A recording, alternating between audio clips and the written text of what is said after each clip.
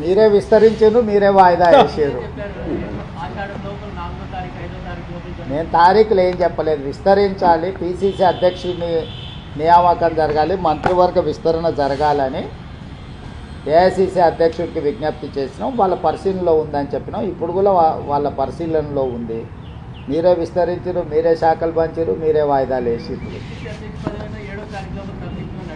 అది కూడా నేను అడిగాను. 7 తారీఖు 3 సంవత్సరాలు పూర్తవుతుంది, ఆ లోపల కొత్త అధ్యక్షుడిని నియమించండి అని చెప్పి నేను విజ్ఞప్తి చేసిన. ఇప్పుడు బాలు ఏఐసిసి అధ్యక్షుడు కోర్టులో ఉంది. దీనికి సమాధానం మీకు అక్కడి నుంచే సరైన సమాధానం వస్తుంది.